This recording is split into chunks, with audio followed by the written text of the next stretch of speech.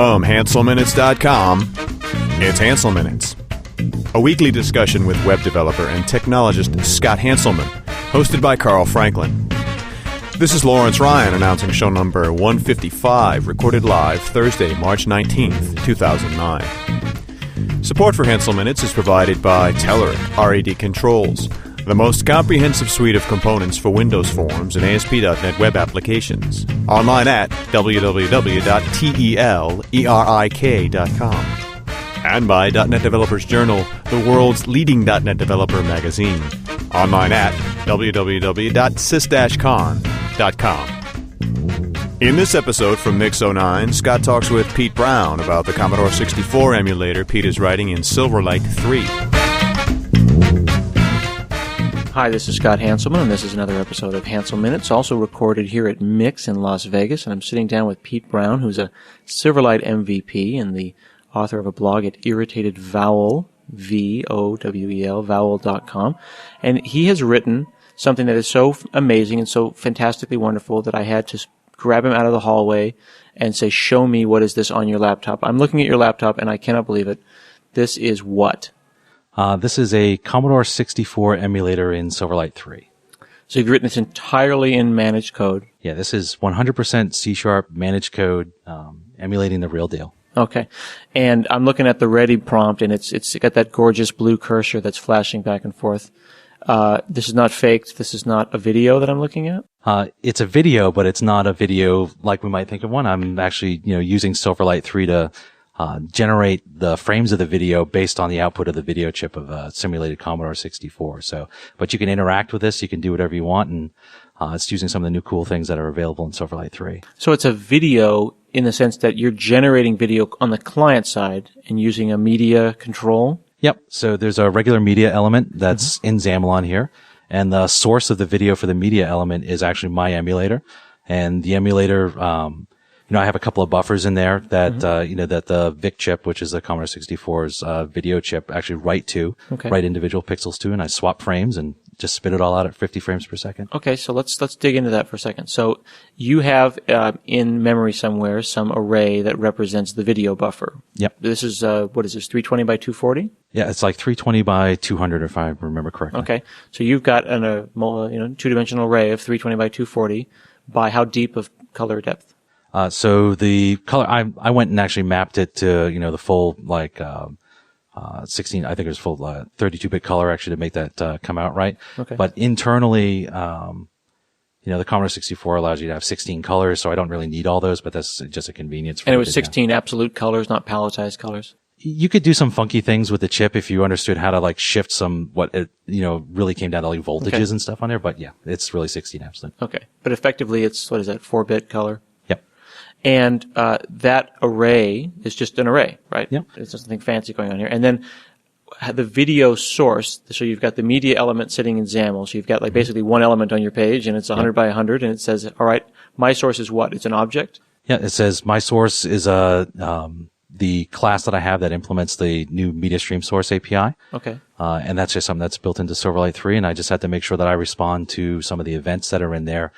There's an event called getSample. Okay. And, I just, we'll go a little bit deeper here.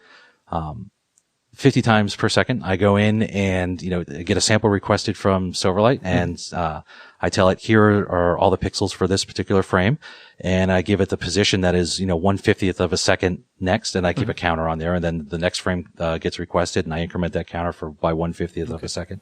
So they're calling you 50 times a second? Yes. They are calling you. So it's a callback mechanism. Yep. They're calling your get sample out 50 times.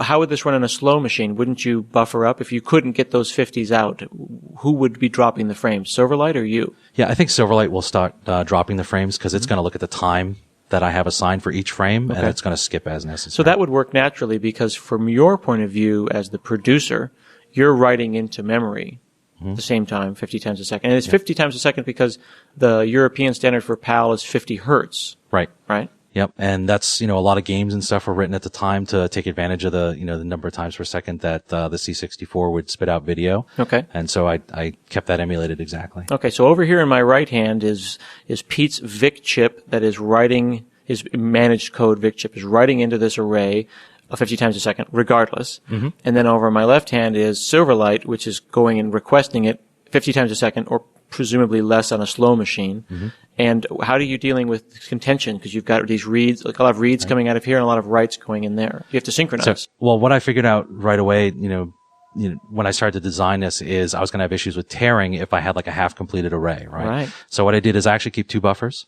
and it's just 2 arrays. And well, it's one, double dimension array. And I have an index in there that says whether you're using buffer 1 or buffer 2, or it's buffer 0 or buffer 1, right? And so I'm always writing to one of those, and Silverlight is always pulling from the other one. And then when the VIC chip says, I've finished this page, I go and I swap the numbers, and then Silverlight starts pulling from the other one. That's cool. That's pretty clever. Is that like a standard kind of comp sci technique, or did you just come up with that? I don't know the right way to do this. I mean, I'd probably do something lame, like, on a video game on a DirectX 3D, it's like sync on frames. You click a button and then everybody has to sync. So you'd basically make somebody get in line for a number of milliseconds, and if you're not ready yet, you just give them nothing. Yeah. And well, really what happens if they're not ready yet, they get the last frame. That's kind of double buffering. Yeah, so it's pretty traditional double buffering technique. Very cool. And it's not just about contention though, but it's to prevent tearing on the screen, which is, you look, the top half of the screen is, frame 21, but the bottom half is frame 20, and so it looks a little weird. Especially during horizontal moves. Yeah. Where the tear might appear at the top of the screen and then slowly move its way down. Yep. Yeah. Interesting. So how did this start? I mean, help me understand from file new project, and then, are you standing on the shoulders of giants? And if so, what did those giants write the code in? Oh, so absolutely. So, there are lots of different C64 emulators out there on the net, and some are really good and some are halfway decent. What I decided to use for the base for this was a cycle exact, emulator called Frodo, which was written in C++ and C back in like 94, and it's been maintained over time from there. And absolutely, there's no way I would have gotten this done if somebody else hadn't already done the hard, like, electrical engineering type work, that you need to have for these. And then another person who, unfortunately I can't remember their name, went a few years back and created a C# version of much of that. Not 100% compatible, but they got a lot of it over. But all very, very pointer based. Coming back from the C++ side, it's just all. Now, was it unsafe? Yeah, it was totally like almost every function said unsafe, and everything was dealing with, byte pointer. Which would make sense, because in those times, that would kind of be how one would port C# code. Yeah, and they did it for perf reasons, so. I had to translate all that stuff into totally safe array-based code. Now, why you did that? Because that's how the Silverlight works. I mean, you can't write unsafe code in Silverlight. Right. And they were deliberately, moving past the ends of arrays with pointers and stuff like that. You just simply can't do that in a sandboxed environment. Did you get stuck at any point? I mean, this is pretty hairy stuff, because you're basically emulating chips, you're emulating CPUs. There are chips for input, like joystick and keys. There's chips for output, like sound. Yeah. At what point? Give me an idea of where you really got stuck, and you're like, I don't know if I can possibly finish this. What's really funny is that happened a few weeks ago when it came time to implement the drive emulation. So the 1541 drive that most Commodore computers came with was actually a whole computer in and of itself. It cost more than the C64. But that's because it had a 6502 and 2K of RAM and all its own I/O and everything else inside it. So you had, it's like the first dual proc machine, right? It had a whole set of processing power inside the drive. And while I didn't do the full emulation of all that, although there are some demos written that use that are pretty neat, I didn't do the full emulation of all that. But some of the things that they were doing to simulate reading bytes off of sectors on the disk, they were doing some really hairy pointer manipulation in there, where they would take like an unsafe structure and then they would get some offset into it that was like halfway through and it wasn't on any sort of variable boundary or anything like that. And they would just start pouring bytes into that structure and then just read on, and those bytes would then, halfway through those bytes, it would actually be an array of some other structure. And so I had to go and take all that stuff and figure out some way to make that all safe and just, serialize from arrays. And you're assuming that it's correct. Yeah. And that's kind of the difficult thing here, is that you picked up two different projects that are good. Yep. But they're not perfect. They don't emulate every game. They're not byte perfect. And it really only takes a couple of bytes to one really, to screw it up completely. And I already ran into that in a couple of places where, and what's nice is since there are so many emulators out there, I can check it against those. And I have a Commodore 128 sitting behind me in my home office, right? So I can always really check against that if I want the final authority on it, or almost final authority. And, like there's some games where I looked and saw that I was having some weird video issues on mine. So then I would go and run the version of the code that I ported from and see if it had the same issue. And if it did, I was like, all right, well, I need to go and look at another source to try and, get a better, handle on what's going on. If they didn't have the issue, then I knew it was a mistake in my port of that. So what do the iterations look like? I mean, it's not really a good way to put this, but were you moving together like 4 bytes at a time? I mean, from a, write some code, run it, test it, shut it down, write a little bit more. How much code are you writing at a time when you're digging deep into this? And what does it look like? And how much progress are you making? So, and the progress slows on a curve, right? So I want to understand, it's 2 a.m., the kids are asleep, you're working on this thing, and, my goal tonight is to get what? Yeah. And that's what I was doing is like, I want sprite graphics because nobody is going to get this if they're just looking at the blue screen and I can see 10 print hello world. Okay. Right. So I want to get the sprite graphics done. And what I would do is I would go through and get like little chunks of functionality, like smaller than a function. And I would say like, let me see what it's going to take to port this. And then I would see if I had enough to be able to run something. It would have been great. I could have written some basic test cases actually in BASIC on Commodore if I had thought about that before just now. And then I could have, tested some of the sprite graphics and stuff. Well, it really is. You could make the entire Commodore, its own test harness and just right. run it up and have a whole suite of tests. Right. Probably using some of the Silverlight testing stuff. Right. Hi, it's Scott here from Another Place in Time. I hope you're enjoying the show so far. I apologize for interrupting it, but I wanted to let you know that assembling a podcast like this every week isn't free. Certainly the bandwidth bill crushes us every month, so I want to let you know that this show is sponsored by Telerik. They make the show possible, and they make some pretty cool products as well. For example, if you're trying to build a Web 2.0 Ajax-y application, trying to use the Web 1.0 components, it's kind of difficult. You got to get the next-gen stuff if you want to build the next-gen websites, and that's exactly what the folks at Telerik have got in their new upcoming product, which is codenamed Rad Controls Prometheus. It's a big pack of web controls built entirely on top of the Microsoft ASP.NET Ajax stuff that you already understand. It's going to give you a lot of performance and interactivity on your next project. They mirror the ASP.NET Ajax API, so the development's really straightforward. Client scripts are shared, loading time is pretty fast. You set a couple of properties, you can even bind to web services for a really efficient operation. The new RAD editor for ASP.NET Ajax loads up to 4 times faster than before, and the RAD grid will do thousands of records in milliseconds. But of course, it's better to try these things for yourself, so you can visit telerik.com/ASP.NET Ajax and download a trial. Thanks a lot for listening, and we'll get right back to the show. So you're looking at the open source code, you're trying to figure it out. You say, I'm going to get these 10 lines. But one of the things that I've noticed in my years of writing C is that there's a lot of global stuff. So you might look at 10 lines and go, yeah, I get the intent of that, but there's side effects. There's so many side effects. And that's what they would do a lot with the pointers and some of the code I was moving over. I'd have to go and trace back through.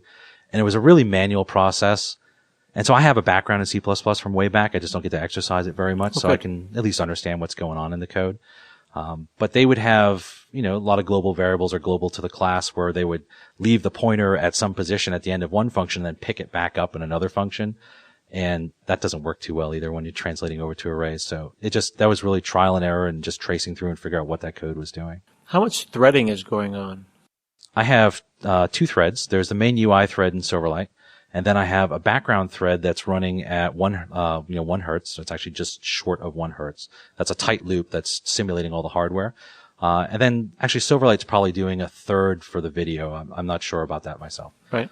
So there's, at most there's probably 3 threads going on. So let's bring it down even into more detail here. What 1 hertz is 1,000 times a second. Right. How are you keeping the for loop at 1,000 times a second? Or 1 megahertz, excuse me. 1 megahertz. 1,000 times. I'm trying to think 1 megahertz. 1 megahertz. Yeah. Is that right? I think that's right. So now we're going to get someone to call. That's somebody call and tell me. I was trying to. 50 hertz is 50 times a second. 1 hertz is once a second. Yeah, this is definitely looping more than 1,000 times. This is a megahertz. 1 MHz. Yes. Right. Yes. Now we look silly to everybody. Yeah, definitely. Okay, so you've got this thing going 1,000 times. How are you doing that? Because it's not just like while true, right? You need to know how much time you spend in there because you need a clock, right? Yep. And this is where, Don't feel bad if No. I was just thinking this is where the folks that released the .NET source code need to close your ears for a second. So okay, don't listen if you release the course for something. So there's a class that is available in .NET called a stopwatch. Yeah. Right? Yeah, And high so- performance timer. Right. That is not in Silverlight. And so I was like, well, I want to get a high performance timer, but I want to see, I know there's stopwatch and it does exactly what I Gotcha. want.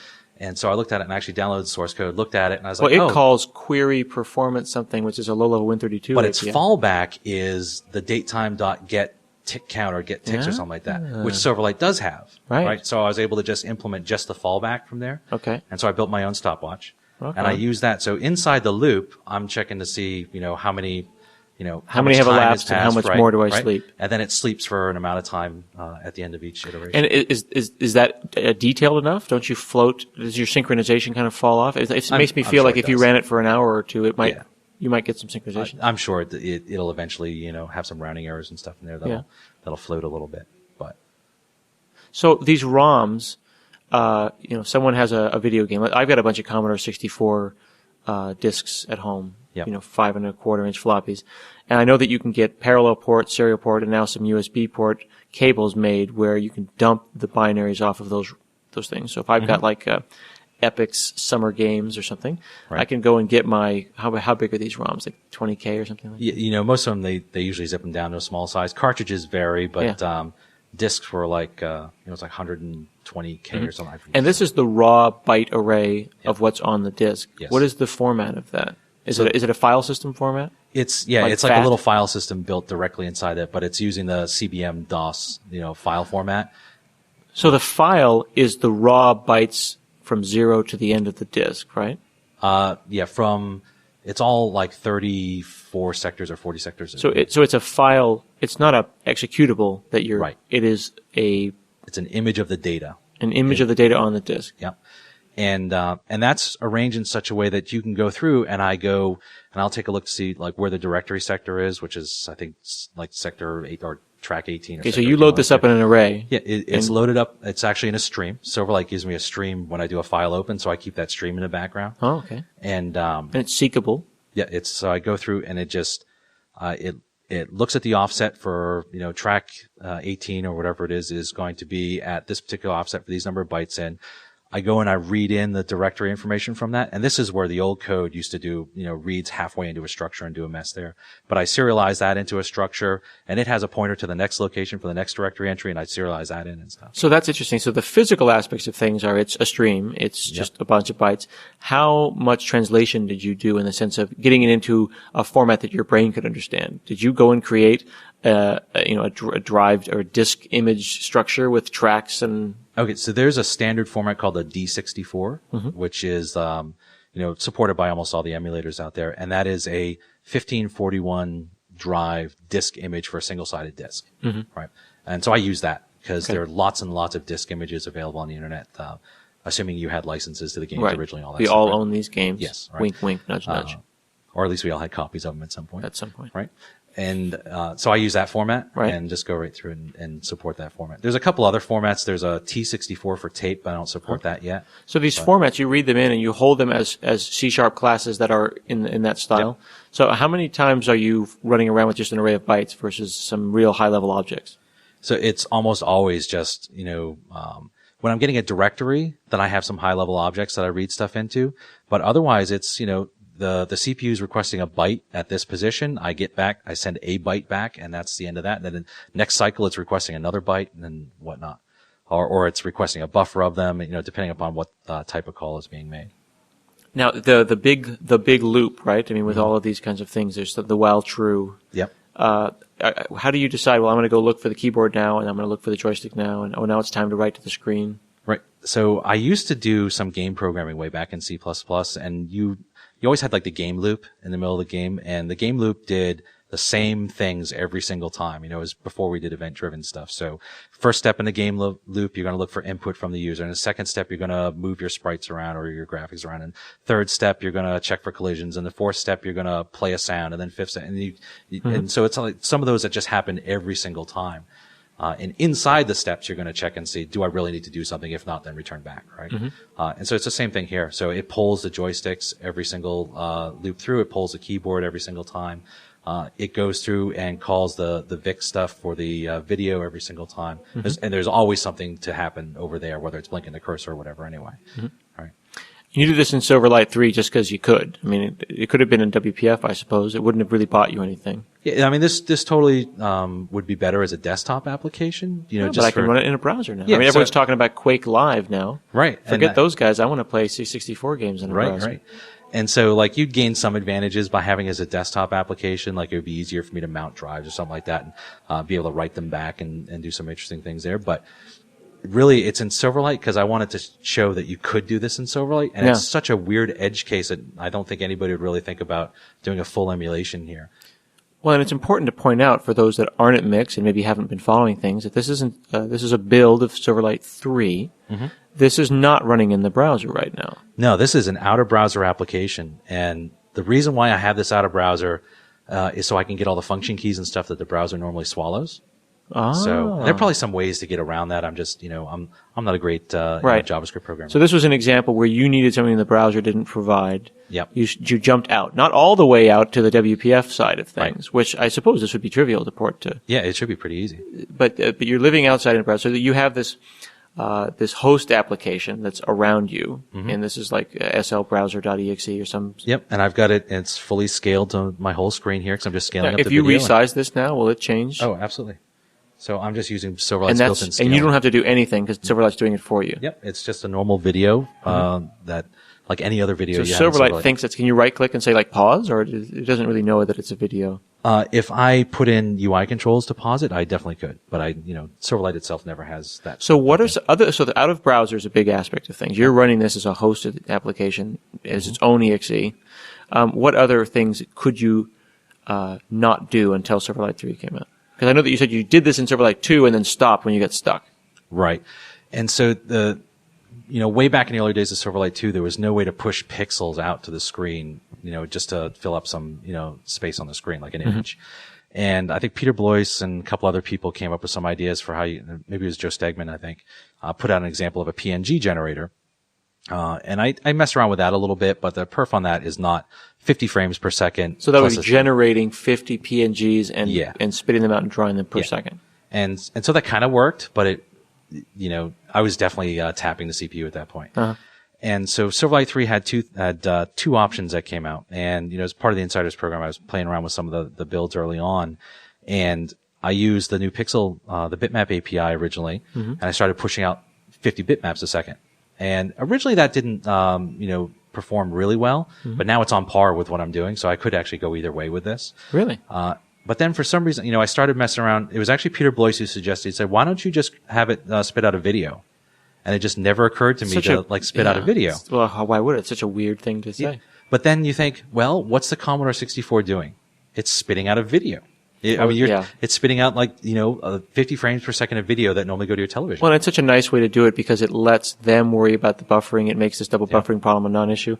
I wrote a webcam application to pull frames from the baby cam, the nanny cam, and put it into a widget in a Vista widget. And it was a matter of just getting bitmaps and throwing them over the. It was a poor man's video, right? Because I didn't have those constructs, those high-level constructs, where I would actually have a video source, and I think that's an interesting aspect of this application. And I let on a slow machine, and I haven't actually tested on a slow machine yet, but on a slow machine, Silverlight can manage dropping frames. I don't have to put anything in there that's going to get stuff out of sync with the keyboard input. Or have you tried it on a Mac yet? I have not. Now, I will say one thing that the reason I haven't tried it on a Mac yet is because Silverlight gives you a certain set of key codes that it'll recognize and map for you automatically. The keyboard. Yeah, from the keyboard. And then there are some keys that are not mapped, which is things like the bracket key and, the little slash key, the pipe key, things like that, which, I think just to keep the working set small. And so I don't know what the keyboard codes are for those on the Mac. And so I have platform specific key code, hooks in here just for Windows. Yeah, I noticed when you hit Shift 2, which is on an American keyboard is an @sign, but on a Commodore it was a double quote. Yeah, it was a double quote. So you passed that through. Yeah, and the right bracket is the asterisk. And so if you have a Commodore, you always have to type load, open quote, asterisk, close quote, comma 8, comma 1. For many of us, that's all we did most of the time because we just played games on them. And you have to have that mapped right. So how complicated is this? How many lines of code are we talking about? Are we talking 1,000 lines, 10,000 lines? It's a lot of lines of code. I've never actually done a kind of a code count on this. I'm looking at your project here to see if it's something I can. It's a big project. It's pretty. You look like you got about 40, 50 CS files in there. Yeah, there are a lot. And some of those CS files, like the one for the VIC chip and the one for the CPU, have just an enormous switch statement. Which, you like to normally keep your switch statements pretty small, but when you have to have one switch statement for every opcode that the CPU would normally have, it gets pretty big, even for something as simple as a 8-bit chip. I'm looking at your code here, and I think it's interesting. You've got a lot of bit shifting, a lot of manipulation of. Yeah, I mean, it's just piles of bit shifting and matrix math, and that doesn't look like any fun code to write. It's not necessarily fun to write it, but then when you see that Doctor Who is walking across the screen, because you wrote that Doctor Who running the video game, and that's just totally worth it at that point. That's amazing. So. Wow. So what are the plans with this? What are you going to release this as open source? Give it to the people? Yeah. So the code right now is sort of lab quality, but I think it'd be good for people to have it so they can see how it works and and just play with it. My next step is there's another emulator out there for the Commodore 64 called the Vice emulator. And they take a totally different approach to how you emulate the Commodore. Like this one does cycle exact scanline emulations, very CPU intensive. And the Vice one is event driven, although I'm not entirely sure what that means in this context, but it's much easier on your CPU. So I was thinking I might actually give a hit of, now that I understand the architecture of the Commodore, and I could port something else over without just doing a line by line port, but really understanding like what the parts do. And so is there code here you don't understand? There are a couple of places. You got it working, but you still don't get it? Yeah, there are a couple places I'm like, I don't know what that's doing right there, but it appears to be working. Yeah. But then I've learned an awful lot of the other spots here that I knew a lot more about the guts of the C64 than I did when I was using it back in high school. Did you learn a lot about the guts of Silverlight? Yeah. Was Silverlight in your... This is a weird question, but was it in your way at all? Was Silverlight in my way? Well, since I specifically wanted to do this in Silverlight, no. But the reason I ask it is that I've been doing a lot of ASP.NET MVC right now, and I like that as a framework. It's not in my way. Right. I'm not like, get out of my way, framework. Right. And I'm wondering, do you feel constrained inside of Silverlight? I mean, you're writing managed code. Yes, I'm writing managed code, and I don't have pointers, right? Right. So that's really the big thing was I don't have pointers, so I have to do all this stuff in arrays, but it's like big deal. And you haven't reached any perf issues to the point where you need to actually use a profiler? No. So I was looking here. I see various places where you're casting ints and stuff, and you're probably some boxing in there that may or may not be intentional. I know where my perf problems are in this app that I want to take care of, and that's I did a lot of let's just get it working and see what happens. Right. Where are your perf problems? So they're in I'm doing a lot of array copying as opposed to sending offsets into arrays. So they would pass around in the old code. They would pass around pointers to an offset into an array of characters, right, for different reasons. And I'm doing a subset of that array, which is a copy of that array, and I send it over to the functions and then do something. Right. And I know all that array. Yeah, I know all that array copying is where I'm taking a hit. It'd be really, really interesting to profile it and see, because with the faster machines, with managed code, the whole you're not going to need it is so true these days. And you might find that that's not that big of a deal, and it might be something we didn't even think of. Right. Well, this is fantastic. So people can check out your blog at irritatedvowel.com, and you're on Twitter. Twitter, Pete_Brown. Pete_Brown. And if there's any C64 enthusiasts, are you to the point where you're interested in folks that maybe have written emulators who might be listening? Who Absolutely. Help out a little bit? I mean, this is, I'll stick this stuff out on Codeplex, and anybody who is interested in playing around with it or contributing to it and stuff, please help yourself. I mean, this is just cool stuff. Awesome. Well, thanks so much, Pete Brown, here at Mix 09 in Las Vegas. And this has been another episode of Hansel Minutes, and I'll see you again next week. Another visitor. Stay a while. Stay